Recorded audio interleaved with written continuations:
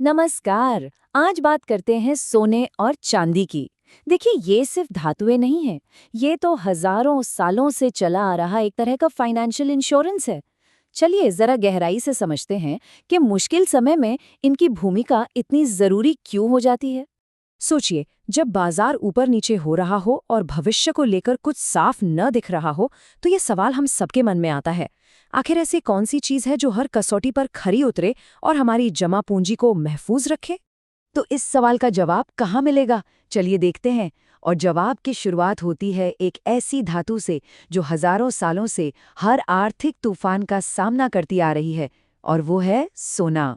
जरा सोचिए, 5000 साल, इतने लंबे समय से जब भी दौलत को बचाने की बात आई है तो जवाब सोना ही रहा है। इतिहास गवाह है, दुनिया की हर कागजी करेंसी ने वक्त के साथ अपनी कीमत खोई है, लेकिन सोना सोना कभी जीरो नहीं हुआ। अच्छा, सोने की असली ताकत है क्या? वो इसके कुछ बेसिक गुणों में छिपी है। देखिए, इसे कोई सरकार अपनी मर्जी से छाप नहीं सकती। ये पूरी दुनिया में माना जाता है ना, और ये मिलता भी कम है, मतलब दुर्लभ है। सबसे बड़ी बात, ये किसी एक देश की सरकार या उसकी नीतियों पर निर्भर नहीं है, और यही बातें इसे इतना भरोसेमंद बनाती हैं। जब संकट आता है ना, तो सोचने का तरीका ही बदल जाता है। जब बाजारों में डर का माहौल होता है, लोग ऐसी चीजों की तरफ भागते हैं जो उन्हें सुरक्षा का एहसास दिलाएं। और इतिहास उठाकर देख लीजिए, वो चीज हमेशा से सोना ही रही है। चलिए, अब आते हैं कहानी के दूसरे किरदार पर, चांदी। और ये सिर्फ सस्ता सोना नहीं है, इसका व्यक्तित्व कहीं ज्यादा पेचीदा और कह सकते हैं अस्थिर है। चांदी का ना एक दोहरा व्यक्तित्व है, और यही चीज इसे बहुत दिलचस्प बनाती है। एक तरफ तो ये सोने की तरह एक कीमती धातु है, लेकिन दूसरी तरफ ये आज की इंडस्ट्री की रीढ़ की हड्डी भी है, क्योंकि ये बिजली का सबसे अच्छा कंडक्टर है। इसीलिए सोलर पैनल हो, इलेक्ट्रिक गाड़ियां हो या स्मार्टफोन, हर जगह इसकी जरूरत है। और बस यही दोहरी पहचान है जो चांदी की कीमत को इतना ऊपर नीचे करती है। जब इकोनॉमी दौड़ती है तो इसकी इंडस्ट्रियल डिमांड आसमान छूती है, और कीमत भी। लेकिन मंदी में ये उतनी ही तेजी से गिर भी सकती है। मतलब हाई रिस्क हाई रिवॉर्ड वाला मामला है। तो सवाल ये उठता है कि आखिर वो कौन सी बड़ी आर्थिक ताकतें हैं जो इन दोनों धातुओं की कीमतों को ऊपर या नीचे ले जाती हैं? चलिए समझते हैं। सबसे पहले बात करते हैं इन्फ्लेशन की, यानी महंगाई की। सीधे शब्दों में इसका मतलब है कि वक्त के साथ पैसे की खरीदने की ताकत कम हो रही है। जब महंगाई बढ़ती है तो जेब में रखा कैश अपनी कीमत खोने लगता है, और ऐसे में लोग कहाँ जाते हैं? उन चीजों की तरफ जिनकी कीमत घटाई नहीं जा सकती। और इतिहास में सोना चांदी ने हमेशा ये भूमिका निभाई है। अब देखिए, सोने और ब्याज दरों का रिश्ता थोड़ा उल्टा है। जब ब्याज दरें कम होती हैं तो सोना ज्यादा चमकता है, क्योंकि उस पर कोई ब्याज ना मिलना तब मायने नहीं रखता।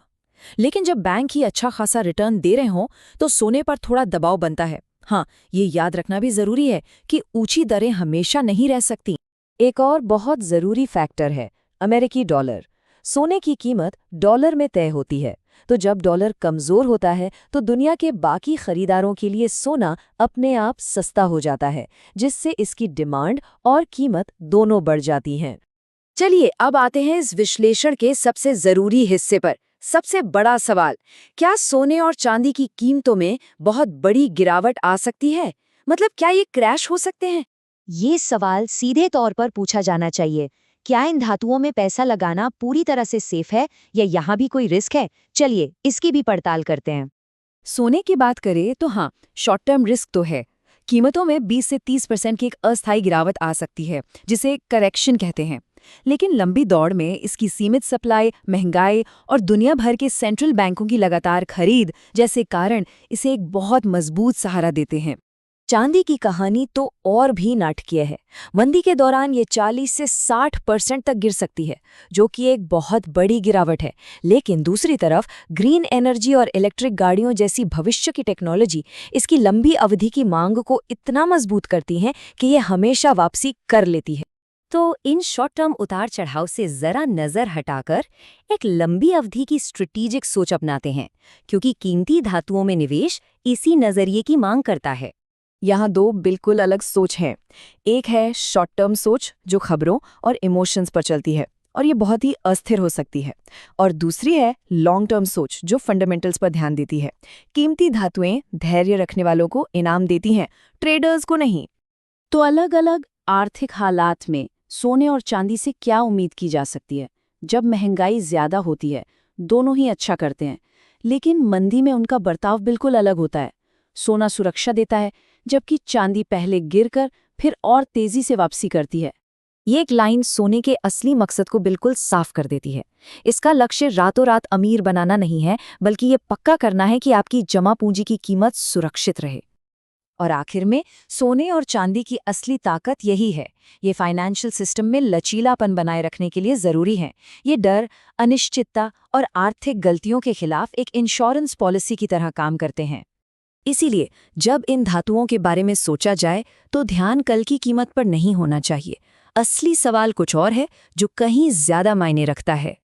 असली सवाल ये है कि आने वाले 10 सालों में हमारी दौलत कैसे सुरक्षित रहेगी। और ये एक ऐसा सवाल है जिस पे हम सबको विचार करना बहुत ज़रूरी है।